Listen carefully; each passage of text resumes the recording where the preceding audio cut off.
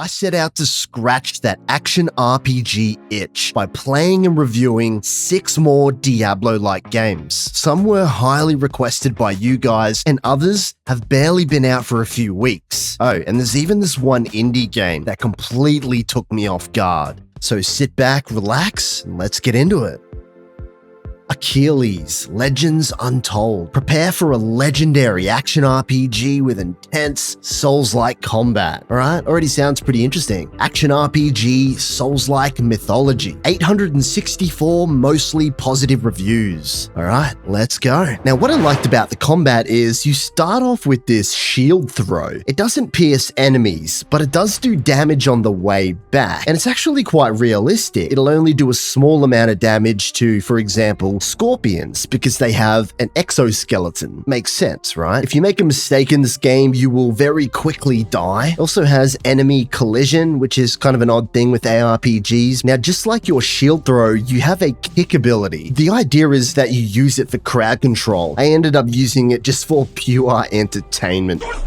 Now you get these bombs in the game. I ended up just hoarding them and spamming them on bosses. Combat is most satisfying when there are large groups of enemies. Some of the skill bonuses are way too complicated for this game. It makes sense in a Souls-like, but when you're killing stuff in 2 hits anyway, trying to roll out these complex combos is just overcomplicating the gameplay. I led this griffin into fire just to see if I could burn it. Yes, it worked. I ended up using this double swing attack for pretty much the whole game. It's very strong. The physics will sometimes do the funny.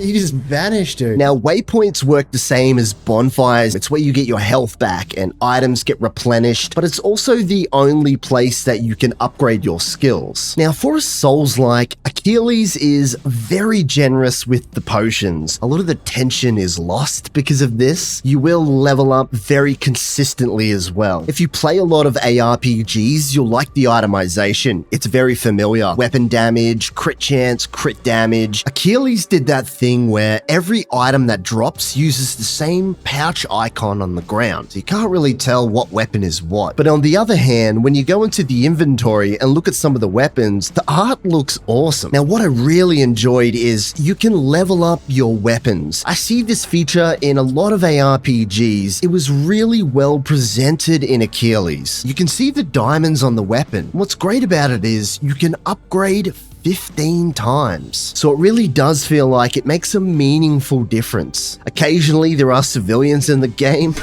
Oh, that's a civilian. Unfortunately, there became casualties for me. After you kill a boss, you have a morale choice, so you get to choose whether to let them live or kill them. I ended up killing the boss every single time, and I don't think I noticed any consequences at all, so it was just kind of fun. I really enjoyed the monster types in this game. You've got giant scorpions, these lumbering ogres, other Spartans like you, lions, arachnids that breathe fire, these giant stone soldiers, which I think are a depiction of Talos, and Achilles has even got its own skeleton king. I mean, you love to see it. Even though Achilles is an ARPG, if you're gonna sell it as a Souls-like too, then the bosses better be really good. And to be honest, I found the bosses very basic. Occasionally, they had a different moveset, but they fall very short. Interesting enough, the stats and the skills are combined into one leveling tree, and it's all astrology themed. It actually looks quite nice. Although I did find with the UI, it was hard to follow what points I'd already invested in. Small nodes will give you small stat bonuses, but the larger nodes will change your skills. Now, I very rarely see a third layer of incentive with ARPG skills like this. So if you activate all of the nodes in one constellation, then you'll get this really cool special bonus at the end for doing it. I thought this was great. Now, rather than Dark Souls, Achilles seems to take way more inspiration from The Witcher 3. You've got potions, ointments that work like oils, bombs, this griffin fight, the Witcher sense. Even the music is very similar. This is not necessarily a bad thing. It definitely wears its inspiration on its sleeve. There were a couple of these really cool visual moments, like these grandiose stairs or these open spaces in ruins. Although I don't know why they went with this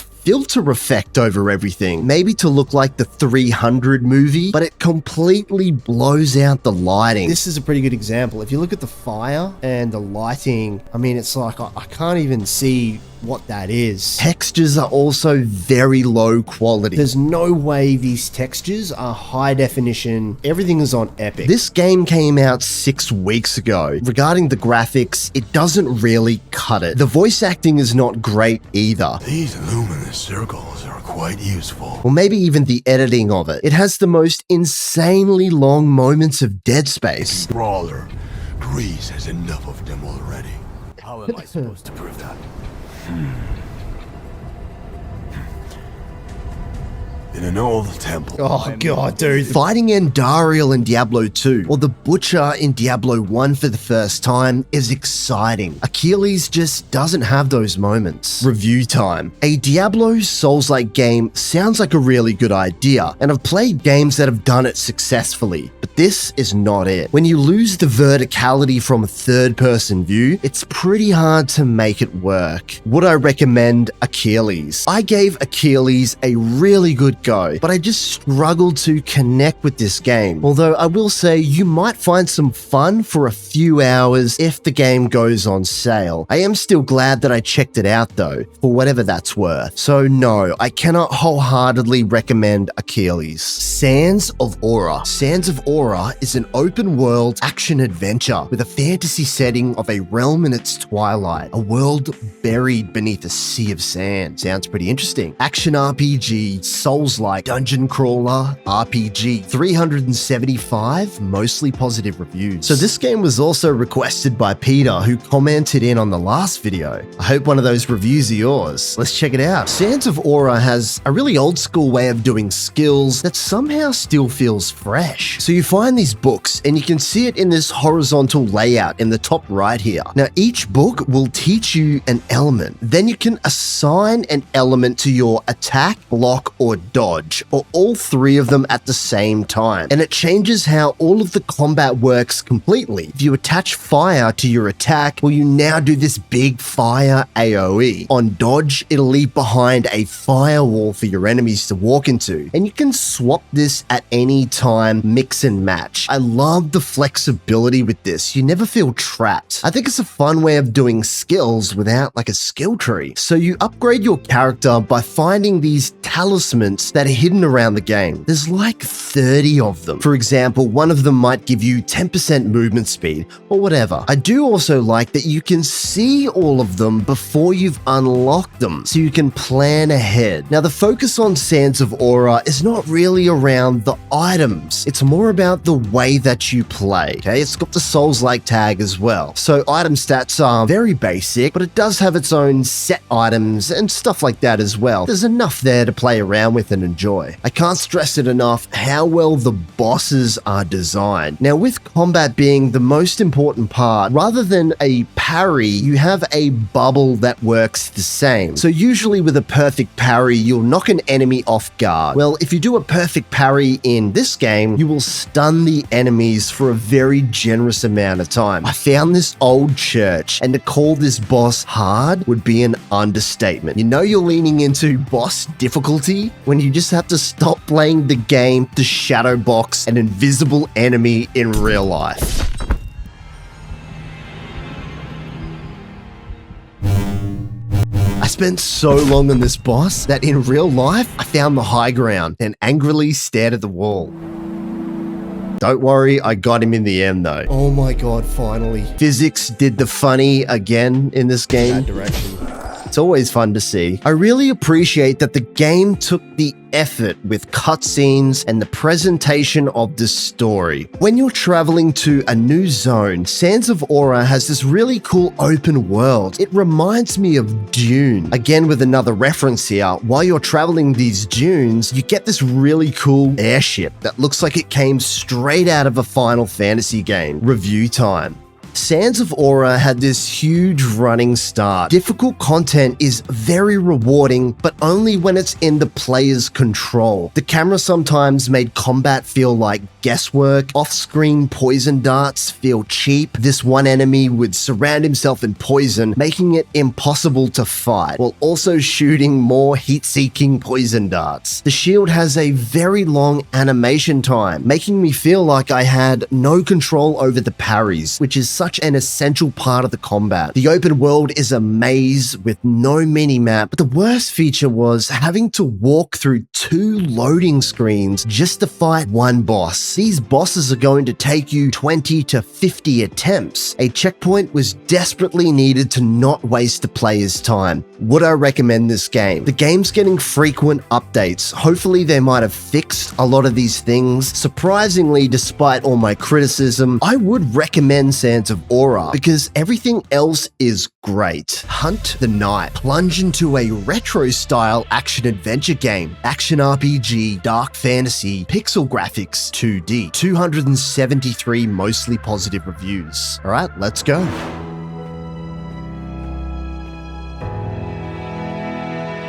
My first impressions are there's some beautiful handcrafted pixel art here. Enjoy this while it lasts. Because of how good AI art is getting, we're probably in the last years of this handcrafted style. Immediately, you're gonna feel some Super Nintendo nostalgia with the character designs and also this hero shot of the moon. Hunt the Night relies on darkness and claustrophobia to build tension. I've played a lot of games where darkness stops being a style and just becomes annoying. Hunt the Night always gives you just enough light to feel like you can play the damn game. A great example of this are these small flowers that illuminate when you attack them. I liked that Hunt the Night sometimes told the story with show and not tell. If you're paying attention, you will see this wolf silhouette flashing across this window, which foreshadows what to expect ahead. Trapped chests, with the fallen mages around it. An old cliche, but still fun. Some other classic RPG stuff will show up as well. The old click the statue in the right order quest that you see in Zelda. Unfortunately, Hunt the Night does carry over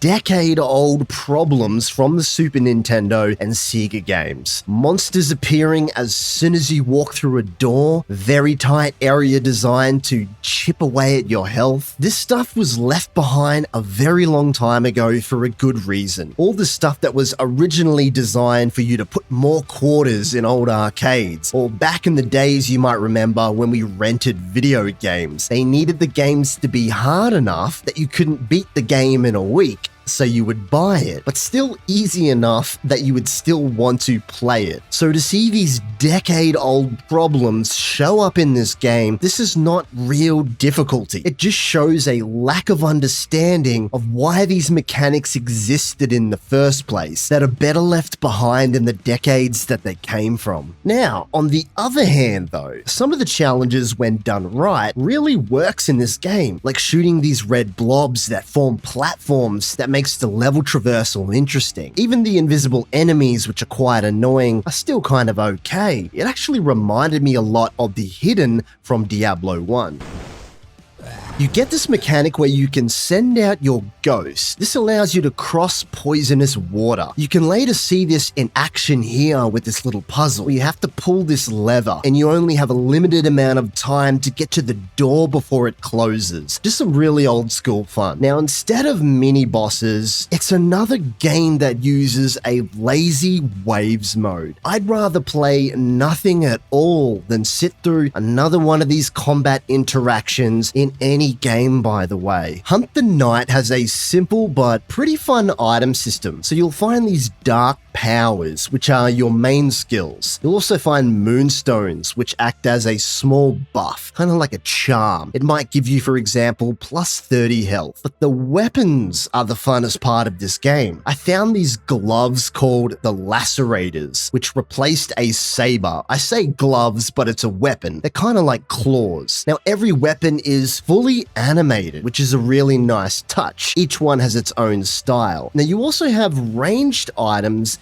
that are separate from your main weapons. So you've got, example, a pistol or a bow. A bow will have more shots but do less damage. These are also integrated into the puzzles that I mentioned earlier. So rather than choosing a ranged or a melee class, you're going to be using everything. Hunt the Knight does a great job with its boss fights. Fighting this wolf that I alluded to earlier was nothing short of awesome. It had multiple attacks, keeping it interesting. It even uses darkness in the way that you're supposed to do it. A challenge rather than a visual impairment. This boss took about 5 to 6 attempts, which felt like the perfect amount for this game. Review time. Hunt the Knight is a competent pixel ARPG. The problem is, just like the Battle Royale genre, hundreds of this style of game gets released every year. You have to be outstanding to shine in this space. Hunt the Knight is not outstanding, but again, it is competent. I've also seen this game get criticized for not having snappy controls. To be fair, I couldn't disagree more. The combat felt pretty good to me. Would I recommend Hunt the Knight? There's too many games that are almost identical that just do it better. No. Wolcen, Lords of Mayhem, a dynamic hack and slash with no class restrictions. Choose your path as you level up and play your character the way that you want. Hack and slash, action RPG, isometric action. 60,000 reviews on this game. Mixed. This is going to be interesting. Thank you, Randy, Philso, Lag and Swag. I don't need to be the one to tell you that this game, it looks great. Now, you don't choose a class in Wolcen. You find your skills as items on the ground that dictates your playstyle. I decided to play as a caster rather than my usual melee choice. Skills in this game feel great. They feel like they have that extra edge to them, just a little bit more attention to detail and style. Thunderstrike is a great example of this. It's basically just chain lightning, but the damage is increased the more targets it hits. Usually it's the other way around in other games. But then this happened. Okay, let's try this. I found this skill called Solar Fall. Using this God Ray and my purple Death Beam, this is how you want to feel when playing an ARPG. It made me feel so overpowered. Feels like an ultimate, and it's not. It's just a normal attack. You can probably feel this just by watching the gameplay. Now, rather than a skill tree, just using your skill will level it up. You'll get these points that you can allocate into bonuses that buff the skill. So you may put 1 point into a higher damage output, or maybe more AoE. Now, you can add and remove these points at any time that you want. Although this does shorten the theory crafting lifespan, this gives you way more control because of the trial and error that you're able to do. I bring this up because theory crafting is such a big part of playing these premium ARPGs. It's actually a pretty difficult system to implement, and they did it quite well. So if you find the same skill that you're already using, you basically consume it. It'll give you a big chunk of experience towards those skill bonuses that I mentioned earlier. Wolcen will give you some kind of an upgrade every 1 or 2 minutes, no matter how small. It could be a new skill, an item, or whatever. They know what they're doing with power creep. They understand what players like regarding progression. Now, when you want to specialize your character, you do this with the Gate of Fates. It's exactly what it looks like, a passive or a glyph system. Although visually complex, it felt a little too simple for my taste. I expect to pour over hours of theory crafting with this kind of system, but instead, small nodes will give you a small buff, like 5% dodge. The bigger nodes will give you a slightly bigger buff, but still pretty simple, something like health regeneration when below 30% life. Although it does have some cool quirks about it. The tree is actually 3 circular wheels that you can rotate to give the system, a little bit more depth. It's honestly a pretty cool take on a passive tree. Overshield is here too, which has become a staple now since Path of Exile, Last Epoch, and what is basically a must-have for any new or modern ARPG Oh, there's a loot filter in this game. The game has a loot filter. More and more of these type of games have been borrowing from the roguelike genre by adding in modifiers in dungeons. Diablo IV does it with its sigils. Wolcen has it here too. An example will be you'll give enemies 20% more life, but in return, you'll get 15% more magic find. It's a cool way to inject a little bit of incentive into what can be somewhat monotonous when farming dungeons. Path of Exile really popularized this, and honestly, it's cool to see a basic version in Wolcen too. Now let's talk about the loot, because Wolcen does some really interesting stuff here. It's pretty generous with its uniques and legendaries. You will find them quite often. It's such a small thing here, but they used a red colorway for legendaries. It's kind of cool, you know? It's a small thing, I don't know why, but I like it. But my favorite part about the itemization was, like rings, gloves and shoulders are split into 2 item slots. So you do not find a pair of gloves, you will just find a glove. The same with your shoulder slots. Left and right are their own item. What an awesome way of adding in more depth to loot hunting. I want this in every single ARPG now. Randomly inside the world, you will find these things called Fate of Zeitgeists. They're essentially a random merchant, but they sell some of the rarest gear in the game. I was able to buy 2 upgrades from this one merchant, and although I only stuck to the campaign, it was the only one that I found through my entire playthrough. So they seem like they're quite rare, and I can see why too. It's very rewarding when you find them. All of the caves and dungeons you explore are very linear. In a good way. Zero backtracking. None of that monotonous picking up a box and taking it here and doing. No, it's just you walk in, kill everything, and leave. I think Wolcen is visually outstanding. Look at the light reflecting off the floors of this palace. It's communicating that this is a place of wealth. Each act has its own distinct style too. The colorful green tropics of Act 2, the warm oranges in the deserts of Act 3, and the grotesqueness of the late game even got one of my streams demonetized. It's a wicked take on the world. Even small touches like this, if you blink, you'll miss it. This frost texture, which is great visual storytelling. It's clear this cave is cold. Oddly enough, Wolcen has a subtle, futuristic tone to it. I mean, this looks like it could straight up exist in the Mass Effect universe. You have to find the conflux of images on the other end of this beam. Most of the cutscenes are cool and pay off in the gameplay. Look at this scene. There are so many undead zombies, and you actually get to fight them. Oh, by the way, I wonder who did this scene first. Look at that shot. Unbelievable. Looking at you, Blizzard. I loved the voice acting in the game. It's either very silly, Our very own toxic master Torame, or very serious in all the right ways. But man, the character you play as is such a wuss. My lord, I'm glad I could help, but I would really like to avoid the champion thing and go back to my daily routine. Yeah. He is a wuss. Now, I'm not going to spoil the story. All I will say is that it asks a lot from your brain, with most of the story happening before the current game events. Now, here's what makes Wolcen unique. The aspects of Apocalypse. You can choose between 4 ultimate transformations. You change into this huge demon or angel, and each one has an entirely new skill set that takes over what you're already using. I struggled with this a lot. I found that killing enemies with my normal skills was both way quicker and felt way smoother. Like the skills in this form, they feel kind of janky. For such a major hook for the game, I liked the idea, but I didn't like the execution of this. The difficulty of the game is way off, so I occasionally died, and when I did, it was really quick. But excluding those moments, the bosses in this game are like eating a cheeseburger when you're starving. They go down way too easy. There was this guy.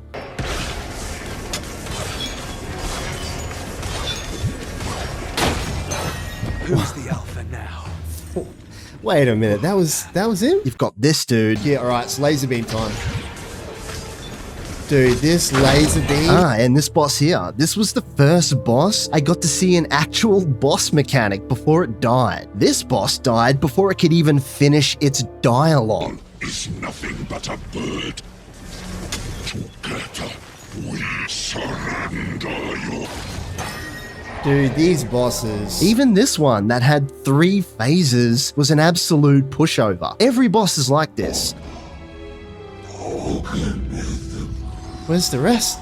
Review time. I put ARPGs in 3 categories. This is important for context here. Tiny indie projects, your AA games, or older titles like Victoran and so on. But then you've got the big boys. Diablo, Path of Exile, Last Epoch. I put Wolcen in this last category. You gotta remember, Wolcen has nearly tripled Last Epoch in sales, which is wild, I know, but it's a big project and it should be treated as such. Wolcen falls short from other major ARPGs, although despite its problems during development, I'd be cheating the game to not say it's come quite a long way. I think the game has got some awesome stuff in it. Would I recommend Wolcen? If you've had your fill of your favorite ARPG, Wolcen is a great alternative. If this game is always on sale for so cheap, so yes, I would recommend Wolcen with these things in mind. Ghostlore, inspired by classic ARPGs such as Diablo II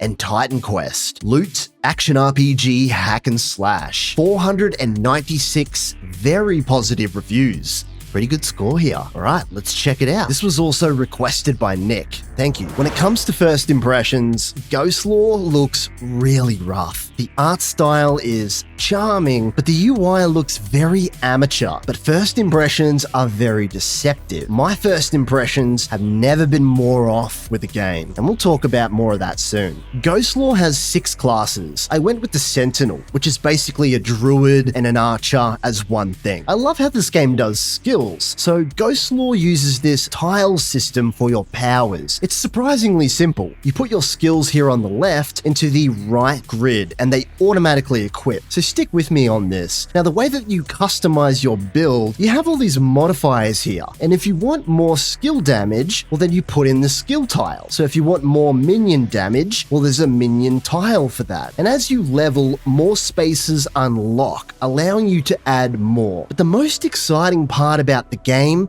is the glyph system. It uses tiles just like the skills, but the glyphs are found around the world. The bonuses are simple and clear. An example would be 12% basic skill damage. But as you play, you will find what's called compound glyphs. They work like a set item, and each one comes with a random Tetris-like shape that you must fit into your tile board. You can see on this compound glyph here, I have 4 open slots. Now, when I add a normal glyph into its shape, for example, this one here called Sona, it adds 9% skill damage. Pretty cool buff, but once added, I now get an extra bonus as well because it's inside of the tile, and each different glyph adds a different set bonus. So the game's about finding these glyphs that you want in the right Tetris style of shape and working out the best way to fit them in, a little bit like a jigsaw puzzle. Now, on top of this, each glyph that drops in the world, the stats can also vary. The Tetris-looking compound glyphs can also roll in rarity. I mean, you're talking about layers and layers and layers of customization with this system. Now, I hate cooldowns in ARPGs. Unless it makes your character immortal, a great ARPG should rely on the resource bar instead. Ghostlore found this really interesting balance to this problem. Every skill has charges, so you can use a skill 5 times before it will trigger the short cooldown. Obviously, I've seen skills with charges before, but this is a great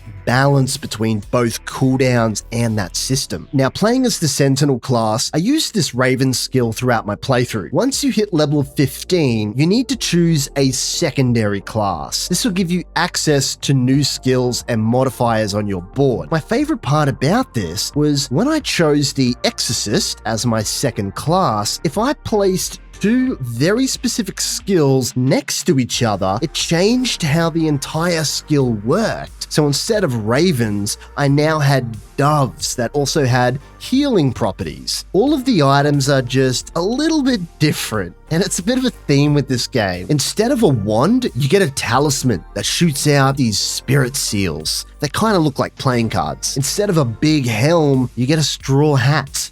A scarf is an item type. It feels right, but it's just different enough to be its own thing. Ghostlore has a very basic version of all the mechanics that you would expect. Blacksmith to upgrade weapons, jeweler, item rarities, blue, yellow, purple, all that stuff. Even elites are familiar. Thorns, cold, vampiric. But then you will fight these monsters that are just super creative. Like this one here, for example, called the Komodo Wizard. Later on, I had to kill 3 different elemental-themed genies for a quest. I found this cool shrine in my playthrough that ended up opening a portal. Within it was 6 chests inside and one of the chillest maps I've ever been in. Now, I want to talk about the food system in this game. It's definitely a highlight. So you find ingredients like chili, eggs, and lime, and you take them to a chef. Here is the menu.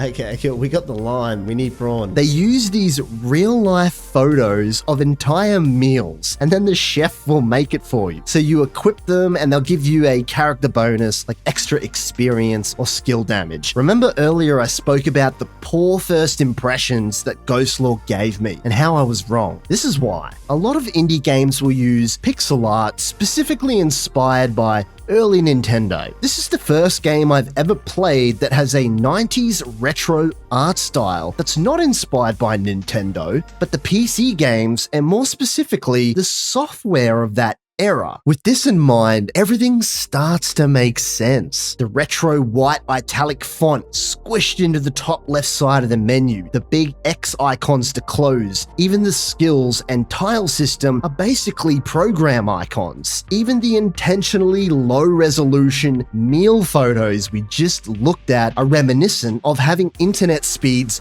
so bad that the quality of images like this was common. Once this clicked in my head, it was like seeing the developer's vision reveal itself. Review time. I think the right words to describe my time with Ghostlore is pleasantly delighted. It's a real shame the first impression of this game will scare a lot of people off because it can be interpreted as very amateurish. Without going overboard here, it's kind of high concept if you think about it. This is a very unique little indie game. Would I recommend this game? I personally really connected with this game because it reminds me of technology of my time when I was younger. But that was my time.